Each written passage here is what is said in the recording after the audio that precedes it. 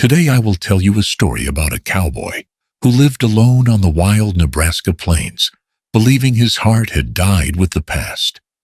But one stormy night, a mysterious woman knocked on the door of his cabin, carrying a secret buried for 5 long years. A silver pendant slipped to the floor, and from that moment, everything he thought he knew about love, betrayal, and family was turned upside down. This is not just a tale of reunion. It is a journey to find a lost child and to rekindle a love thought long extinguished. Sit close to the fire, because what happens next will hold you captive. If these Wild West stories warm your heart the way they do mine, go ahead and subscribe. Let's keep sharing them together, right here by the fire. Nebraska Territory, spring of 1893. The prairie stretched endless, under a restless ski grass, bending in long sighs as the wind swept over it. In the distance, a cluster of buildings leaned against the horizon, once a town, now little more than a ghost of itself, its saloon doors creaking though no patrons walked inside.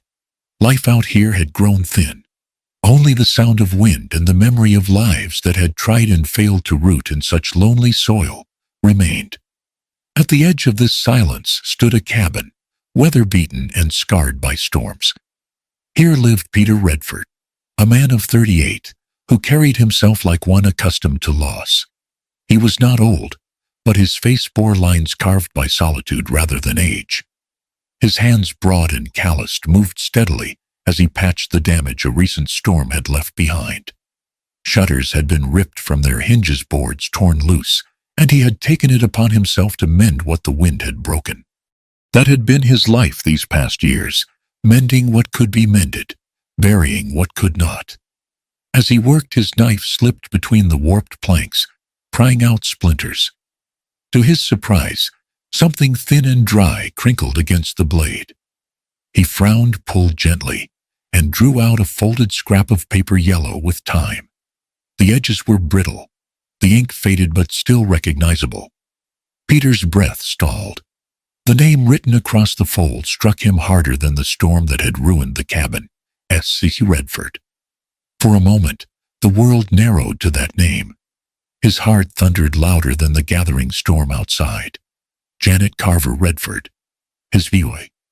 Or rather, the woman who had once been his wife, vanished 5 years ago, swallowed by silence, leaving him with no word, no grave, nothing but questions. Her disappearance had hollowed him out. He had built walls around the emptiness, teaching himself to live, as though she had never existed. Yet here, hidden in the walls of his own cabin, was her handwriting, curled and fragile, but unmistakable. The letter shook in his hand. He should have opened it then.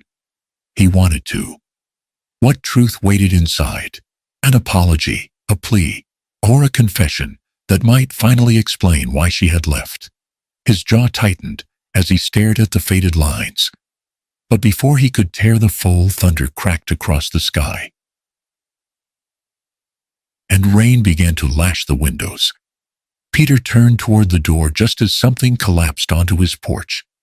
He lunged forward, swung the door wide, and saw a figure crumpled in the rain. She wore a pale dress, soaked through the veil clinging to her hair.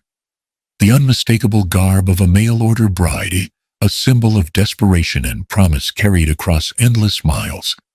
Her body trembled in the storm, her skin ashen, lips parted, as though she had fought against the prairie winds until her strength was spent.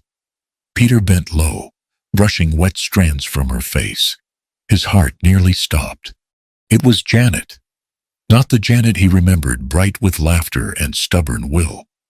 This woman was changed, her youth dimmed by hardship, her eyes closed against pain. She looked frail, older, worn by struggles unmold. The sight of her hit him like lightning, tearing open years of silence with one cruel revelation. He lifted her carefully, rain soaking his shoulders, and carried her inside. Laying her gently on the settee near the fire, he covered her with a quilt, every movement stiff with shock. His chest thundered with a storm fiercer than the one outside. She had returned, but not with explanations, not with peace. She had returned as a stranger dressed for another man, collapsing at his door, as though fate itself had played a brutal trick. The forgotten letter still rested in his pocket, heavy as iron.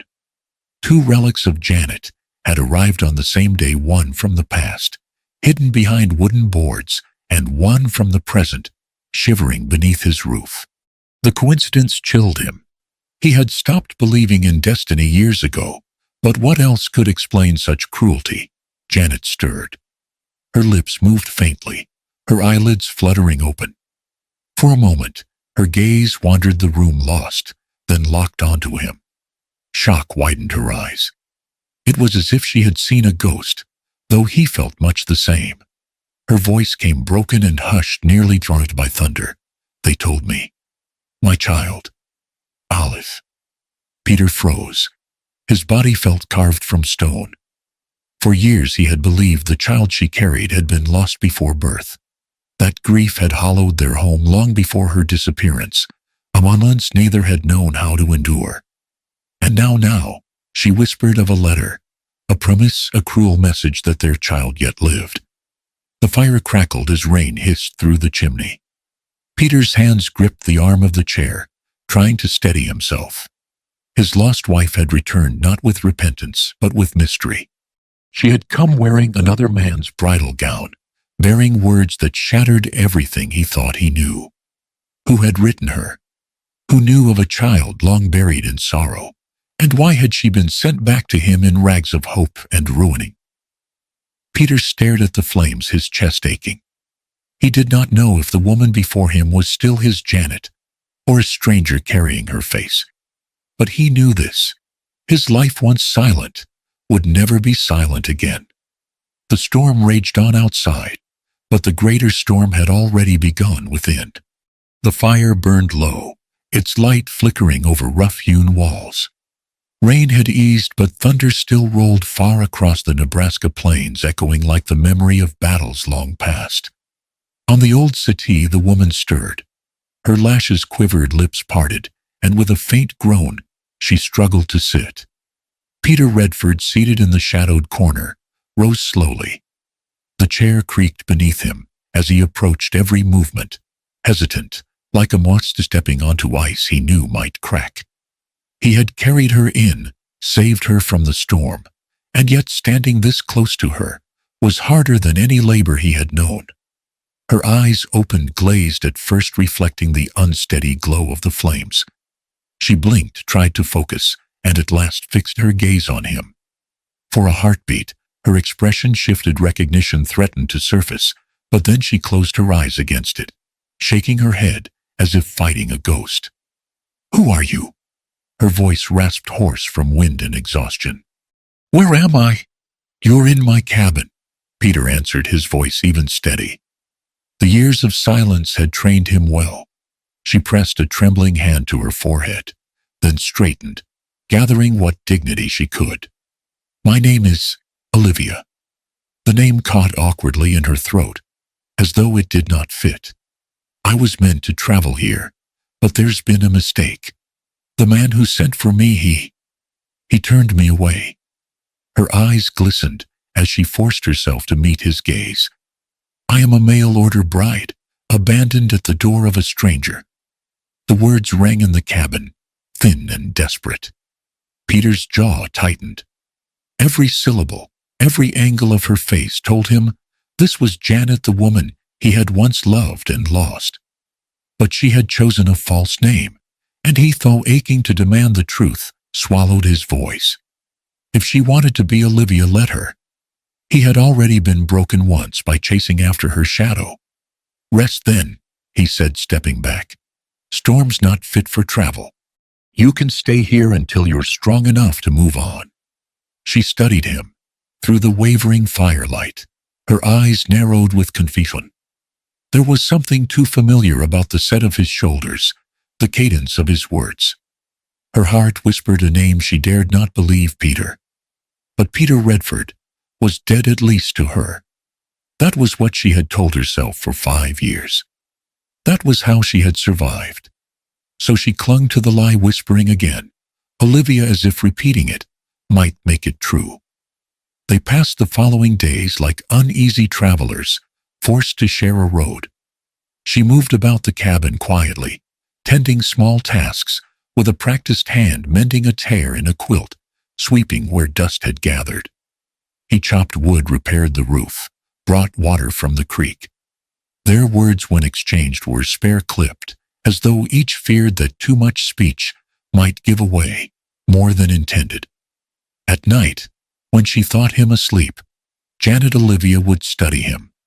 The slope of his brow, the firm line of his jaw, the scar along his forearm, she remembered tracing once in another lifetime. It was him. It had to be. Yet she repeated her refrain like a prayer, Peter is gone. The man before you is someone else. And Peter, for his part, kept his silence. In his pocket lay the letter he had discovered unopened still. He carried it with him each day, unwilling to unfold it. A part of him feared the truth more than the unknown. As long as the letter remained sealed, there remained some shred of possibility, not forgiveness, not love, but the fragile thread of something unbroken. Outside the cabin, the world was not so quiet. Nebraska towns thrived on rumor as much as on wheat and cattle. Word spread faster than wind. Peter Redford, the reclusive rancher, had taken in a woman. A mail-order bride, they said. A stranger in white. At the saloon, men muttered over whiskey. At the church steps, women exchanged looks. The tale grew with each retelling. Among those who listened was Roy Tanner, a widower who owned the adjoining land. Roy was a man of middle years, broad-shouldered, with ambitions that reached farther than his fences.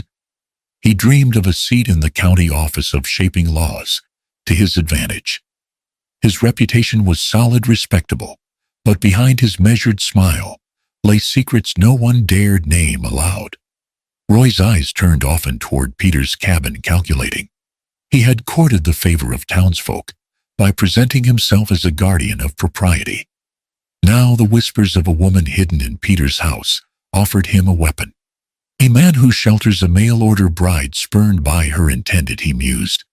What will the voters think? The storm had passed, but a different kind of storm gathered. Within the cabin, Peter and Janet Olivia moved about each other like ghosts, each carrying a truth too sharp to voice. Outside, rumor swelled, carried on the prairie wind, until even the walls could not keep it at bay. One night, as the fire burned low, Janet touched the hem of her dress, still stained from rain and travel. Her eyes glistened as she whispered to herself, "You are Olivia. Remember that. Peter is gone." Yet her gaze drifted to the man across the room, his face bent over his tools, and her heart trembled with the cruel familiarity of it. And Peter, though he kept his eyes lowered, felt her watching him. In the dark pocket of his coat, the unopened letter pressed against his chest, a silent reminder of the truth neither dared to face. The cabin had become their prison, a place where lies and memories shared the same firelight. They were two strangers bound by secrets, haunted by names they could not speak. And beyond their walls, Roy Tanner sharpened his ambitions, waiting for the moment to turn whispers into ruin. The silver pendant lay between them, glinting in the faint light of the dying fire. Neither spoke at first. The wind pressed against the shutters like a restless hand, and the cabin seemed to shrink around their silence. Peter stared at the trinket, his face, ashen jaw set hard.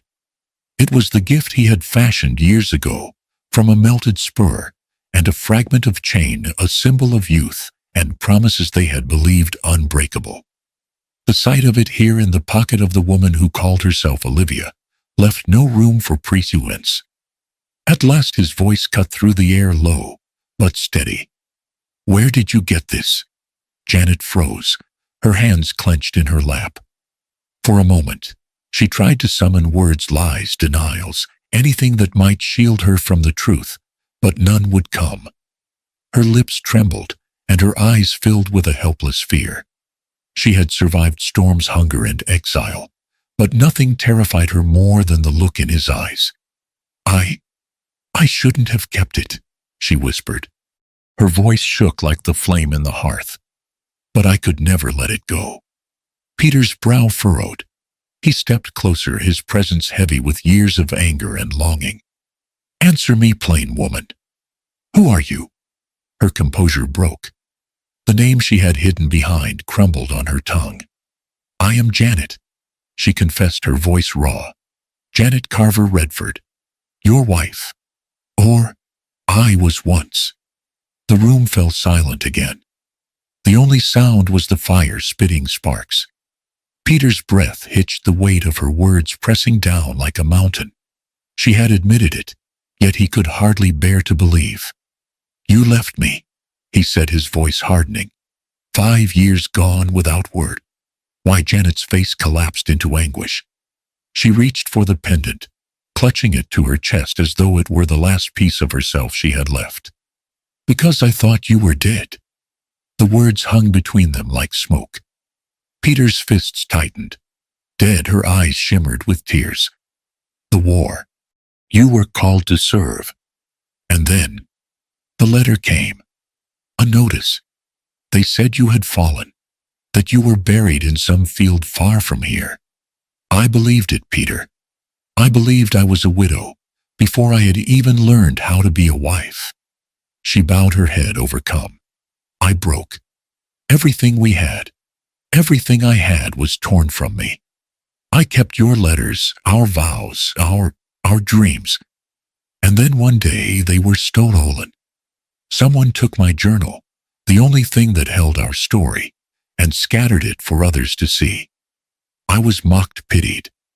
A fool who loved a ghost. My family turned from me. My friends crossed the street rather than meet my eyes. I was ruined." Her voice fell to a whisper. "I was alone. And I was with child." Peter staggered back as though struck. Child. Her tears spilled freely now, streaking her cheeks. She told him of the nights wandering hungry, of collapsing in the cold stone nave of the village church, clutching her belly and begging God for mercy. Of the birth pain and blood and silence, broken only by her desperate cries. She told him how she had held the boy close, kissed his brow and whispered through sobs, "You deserve more than me. Forgive me, my son." And then of Roy Tanner. "He found me there," she said, her voice nearly breaking. "Roy promised to help. He said he would see the child raised in safety, far from whispers, far from hunger. He swore to me no one would know. I had no money, no home, nothing left. I believed him." The memory consumed her, kneeling in the candlelight, handing her infant over to the neighbor she scarcely trusted, pressing one last kiss to his forehead. That sound, the tiny whimper of a newborn, had haunted her ever since. Peter could scarcely breathe. The firelight swam before his eyes as his mind reeled. A child. Their child. For 5 years he had lived believing their union had left nothing behind but grief. Yet here was truth too heavy to bear. With trembling hands he drew from his pocket the letter he had found hidden in the wall. For days he had carried it unopened, fearing the words within. Now at last he unfolded it. The writing was hers, shakier than he remembered, but undeniably Janet's. Line after line unraveled the mystery, her farewell, her shattered heart, her confession of carrying his child, her plea for forgiveness that never reached him. She had hidden it, perhaps in fear, perhaps in despair, and time had buried it in wood and dust until fate delivered it back to him, this very week. His eyes blurred as he read. By the end his hands shook so violently he could hardly keep hold of the paper. Slowly he raised his gaze to her. She sat across the room, pale, clutching the pendant, her entire body trembling as if she expected him to cast her out. "Where is the child?" Peter asked at last. His voice was low, steady, but beneath it trembled an earthquake. Janet's breath caught. She shook her head. eyes filling with a sorrow deeper than words. "I gave him to someone," she said. Her voice cracked on the words. "I had no choice. I couldn't keep him alive on my own. I thought I was saving him." Peter took a step closer, his face taut with pain. "Who?" Her lips quivered. "Roy Tanner." She forced the name out like a wound. "I placed our son in his arms. He promised me secrecy, safety. I trusted him because I had nothing left." Her voice dissolved into a sob. "I've thought of him every day since. Wondered if he lived, if he smiled, if he knew he was loved, if only for a moment. Forgive me, Peter. I had no choice." The room held its breath. The fire crackled, wind rattled the windows, but between them, the silence screamed. Peter's eyes burned with a mixture of rage, grief, and something too fragile to name. Roy Tanner, the man who now held sway over half the county, who lingered near, with ambition in his smile, was the one who had taken their son. The pendant still gleamed in Janet's hands, the final proof that what bound them could not be erased. But the truth at last laid bare had set in motion something that neither could control. The prairie spring brought fleeting warmth, but inside Peter Redford's cabin, the air was tight with secrets. After nights of broken sleep and days of uneasy silence, Peter found himself caught between fury and yearning, between the weight of Janet's return and the haunting thought of the child she had surrendered to Roy Tanner. It was on a Sunday morning, when the church bell tolled across the plain, that the next piece of truth arrived. Peter had gone into town with Janet. She still wore the name Olivia among neighbors, though whispers swirled about her sudden appearance. The townsfolk, quick to judge, watched them with sharp eyes. And then Roy Tanner appeared, walking with a girl at his side. She was slender, with long braids of chestnut hair, her dress plain but neat, her steps quiet, as though she had been taught to be cautious. Mary Tanner. They called her Roy's adopted daughter. When Janet saw her, her breath faltered. Her hand went to her mouth, and her knees threatened to give way. Tears surged hot behind her eyes, and she turned her face, but not quickly enough. The girl's eyes, clear, deep, and achingly familiar, had already undone her.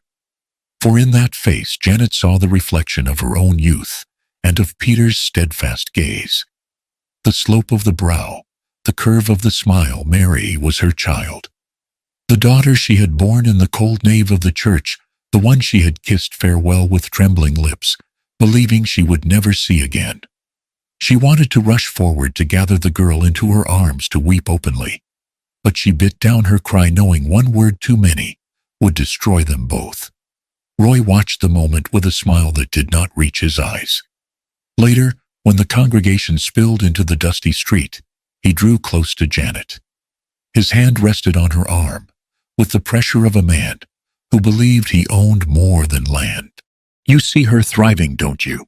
His voice was low, almost tender, yet sharpened by control. "You gave her to me, Janet, and I raised her well. She knows nothing of the shame that might have been hers, nothing of the scandal that would have ruined her before she could walk." Janet swallowed hard, unable to look at him. Roy leaned closer, his words curling like smoke. "I can keep it that way, but only if you stand with me. Marry me, Janet. Together we quiet the past. Together we step into a future where no one dares question us." Her chest heaved. The offer was no offer at all, it was a chain. Roy was using the very child she had surrendered in desperation as leverage. That night, in the quiet of the cabin, Janet wept silently into her hands. She remembered the Roy of years ago, who had once shown her kindness, who had once looked at her with something close to love. But power had poisoned him. His ambition had grown larger than his heart, and now he was a man willing to twist devotion into blackmail. Peter, meanwhile, found himself drawn to the girl, without understanding why. Mary had a habit of wandering the edge of his pastor's sketchbook in hand, tracing the curve of wildflowers with a curious mind. One afternoon when she lost her footing and tumbled into a ditch, Peter had helped her out, dusting the dirt from her dress. She laughed, thanking him shyly, her eyes flashing with warmth. Something in his chest stirred a tenderness he had not felt in years. He thought of what it might have been like to have a child of his own, to share small moments of care and protection. He did not know the truth, that this girl was his blood. But Janet knew. Each time she saw them together, her heart cracked further. Watching Peter's hand rest gently on Mary's shoulder, seeing the trust in Mary's gaze, it was unbearable. He had missed her first steps, her first words, her first tears. And Janet, in her fear and desperation, had been the one who denied him those years. Still, Roy pressed harder. He came to the cabin one evening, his boots muddy from a day's ride, his smile polished for politics. He greeted Peter with the courtesy of a neighbor, but when he caught Janet alone near the hearth, his voice hardened. "Do not test me," he warned. "I can end you with a single word. All it would take is telling them who you are, an unwed mother, hiding under another man's roof. They'd strip you bare in the court of gossip. And the girl, she would live forever branded. Think of her, Janet. Think of Mary." Janet trembled. Every part of her longed to scream the truth, to tear the lies apart. But fear chained her tongue. The tension grew unbearable. Nights in the cabin were filled with silence, sharp as a blade. Peter sensed the storm but could not yet name it. He asked no questions, but his eyes lingered on Janet, searching, as if he knew she carried more than she would admit. It was Mary herself who broke the fragile balance. She had come to the cabin with a basket of cornbread, a gift from Roy's kitchen. As she placed it on the table, she laughed at something Peter said, an easy, bright sound that filled the room with warmth. Janet could not endure it. She stepped back, hand pressed to her chest, and the tears she had hidden for weeks spilled free. "Enough," she whispered. Her voice cracked. "This cannot go on." Peter turned sharply, startled by her tone. Mary looked between them, confused. Janet wiped her cheeks, then faced Peter with trembling resolve. The pendant still hung around her neck, heavy with memory. "You need to know," she said. Her voice faltered, then steadied. "Mary, she is not Roy Tanner's daughter." The room stilled. Peter's eyes narrowed, his breath caught. Janet's words fell like a hammer, shattering every wall she had built. "She is yours, Peter. She is our child." The fire hissed as though it too rehealed. Mary, wide-eyed, looked from one face to the other, uncomprehending. Peter's jaw tightened, and for the first time in years, his heart thundered, not with grief, but with a new, fierce, and terrifying knowledge. The truth had finally broken free, and nothing would ever be the same again. The sky turned heavy, dar as iron. By afternoon, clouds rolled low across the prairie, thick and swollen, carrying the weight of an approaching tempest. The wind bent the tall grass, until it lay nearly flat, whistling through the cracks in the clapboard houses of the town. It was the kind of storm people remembered for years, the kind that left fences splintered, barns flattened, and hearts unsettled.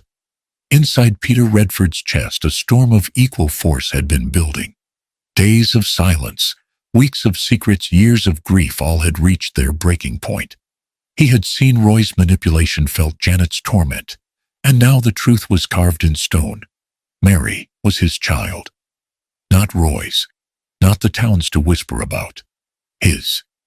Peter strapped on his coat and stood at the cabin door, jaw hard.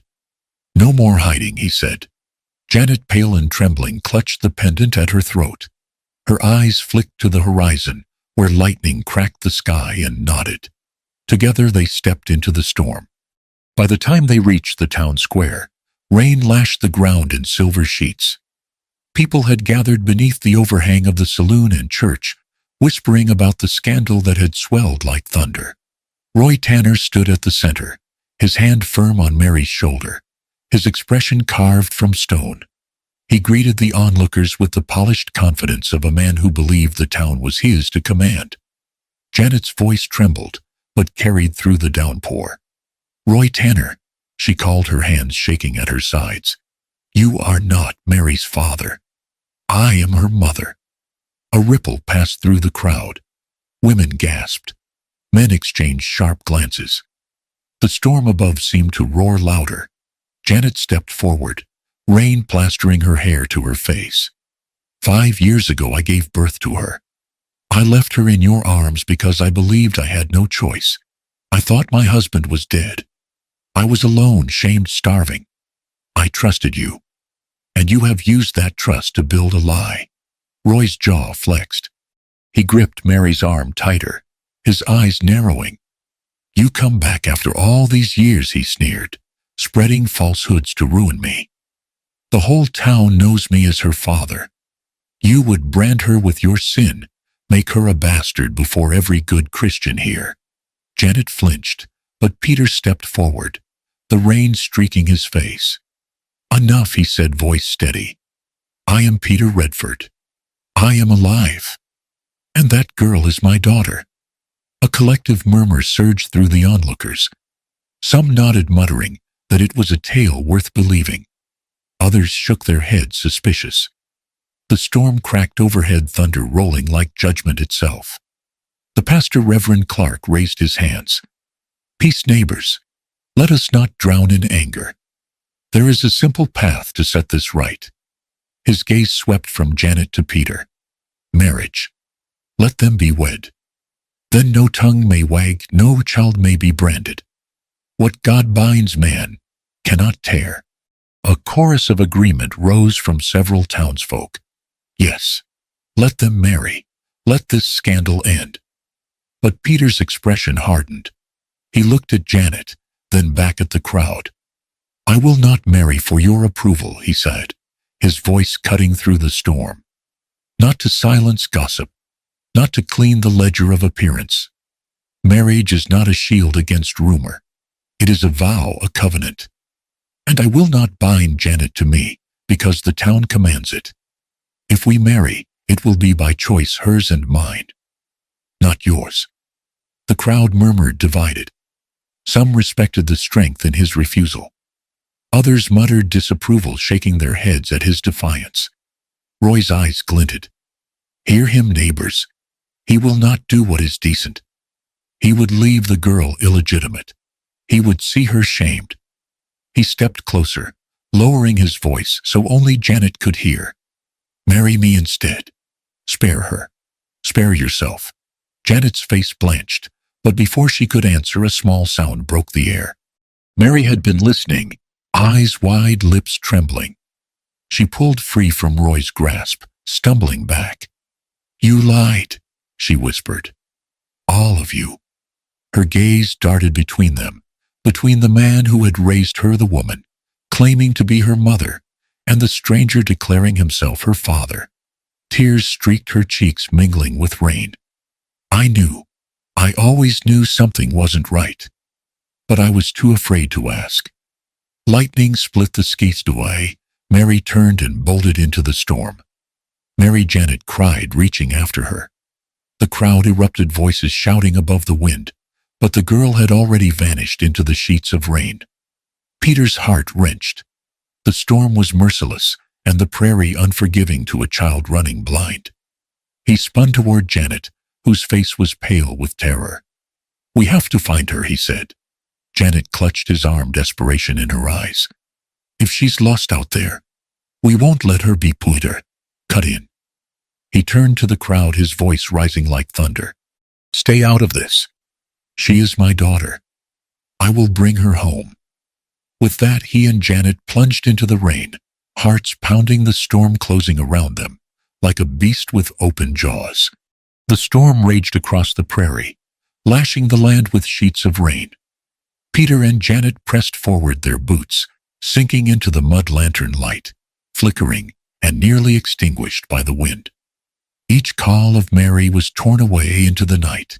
Fear gnawed at them with every passing minute. At last, in a low hollow, where water pooled among tangled roots, Peter's lantern caught the pale shimmer of a dress. There, huddled beneath the broad arms of an ancient cottonwood, sat Mary. The old tree, its bark scarred and weathered, stood as a sentinel against the storm. Its wide trunk bore faint carvings, two names etched long ago, Peter plus Janet. Mary's small frame trembled. She hugged her knees, rain soaking her braids, eyes red from tears. When she saw them approaching, her face crumpled. "I don't know who I am anymore," she whispered. Janet fell to her knees in the mud, heedless of her soaked skirts. She wrapped her arms around Mary, clinging as if she might vanish again. Her sobs mingled with the storm. "You are my daughter," she choked out. "No matter the lies, no matter the years, you are mine. I should have fought for you. I should never have let you go. Forgive me." Mary buried her face in Janet's shoulder, torn between longing and fear. "Why didn't you tell me?" she asked, voice muffled. "All this time." Why? Janet closed her eyes, her tears hot despite the cold rain. Her voice trembled in a raw confession. "Because I was ashamed. I believed Peter was gone, and I was left broken, mocked, alone. When you came into this world, I thought you deserved better than my ruin. I thought giving you to Roy was mercy. But I have lived with that wound every day since. Being a mother is not just blood, it is courage. And I failed you." Her hands tightened on Mary's shoulders. "But no more. I will not hide. I will not leave you again. If you can find it in your heart to call me mother, I will spend the rest of my life proving I deserve it." Peter stood a step back, watching his chest heavy with ache and wonder. His gaze drifted to the tree behind them, the cottonwood, where as young lovers he and Janet had carved their names. Once it had been a promise of forever. He thought of the years between war, false death, a wife who vanished, a child he never knew. So much had been taken, and yet here in the shadow of the old tree, he found them again. His voice came low, steady against the storm. "Mary, listen to me." The girl turned her tear-streaked face toward him. "I cannot give back the years we lost, but I swear before God and this tree that has stood longer than any of us, I will not lose another. You are my daughter. I will fight for you, protect you, and love you as I should have from the beginning. That is my vow." Mary's lips quivered. She reached for him, uncertain at first, then threw her arms around his waist. Peter's hand trembled as he held her close, pressing his cheek to her wet hair. For the first time since his youth, he felt something break open inside. Not the sharp pain of loss, but the slow healing of love returned. The three of them remained there beneath the storm, a fragile family drawn together at last. When the thunder quieted for a moment, Janet lifted her head. Her eyes met Peter's, searching, haunted still by doubt.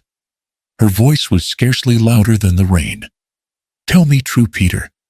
After all of this, after my sins and silence, do you still love me?" He reached out, brushing wet strands of hair from her face. His hand lingered, rough with calluses, but tender as it had once been. "Janet," he said, his voice breaking, "I never stopped. Through the years, through the silence, through the grief, I never stopped loving you." Her tears fell freely then, not only of sorrow, but of release. She pressed her forehead to his, the storm swirling around them. For the first time in years, she allowed herself to believe in forgiveness, in second chances. Together beneath the cottonwood, where their names were carved, they made their vow anew, not only to each other, but to Mary. Peter's voice was steady as he spoke. "We will rebuild. No more lies, no more shadows. From this day forward, we are a family, true and whole."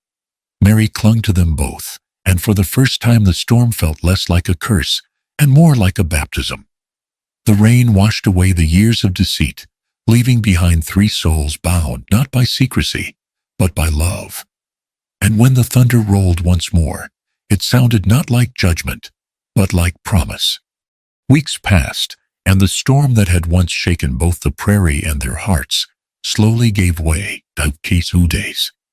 The town, restless with gossip, at first began to soften. Curiosity turned to resignation, and resignation to a kind of acceptance. People saw Peter walking with Janet through the market, Mary trotting happily beside them, and found it difficult to cling to scandal when the sight spoke so plainly of love. Whispers of disgrace gave way to nods of greeting. The blacksmith offered Peter an extra nail when his wagon wheel split. Women who once crossed the street to avoid Janet now pressed bread into her hands with polite smiles. The prairie had always been harsh, but in time even its people learned that survival required forgiveness. As for Roy Tanner, the tide turned swiftly against him. His ambition, once admired, became his ruin. Too many neighbors recalled his manipulations, his iron grip on Mary, his hunger for poor. The truth of what he had done could not be hidden. Where once he stood tall in church pews, now people shifted away, eyes cold with judgment. The whispers he had tried to weaponize returned to him, sharpened. One morning, he was gone. His house shuttered, his barn empty. Some said he rode west toward new lands. Others claimed he left in the night, unable to bear the shame. Whatever the truth, Roy Tanner's name lingered only as a warning of what ambition without heart could do to a man. In the absence of his shadow, Peter, Janet, and Mary found room to breathe. Life returned to rhythm, the sound of boots on the porch, the smell of bread in the oven, the quiet laughter of a child. And then one soft afternoon, beneath the pale sky, they gathered under the cottonwood tree, where names had been carved long ago. It was a small ceremony, no finery, no grandeur, only the essentials. The pastor spoke simply, his voice carried on the breeze, and the townsfolk who attended stood with bowed heads. Janet wore a plain dress, her hair gathered modestly, but her eyes shone with a light that had been absent for years.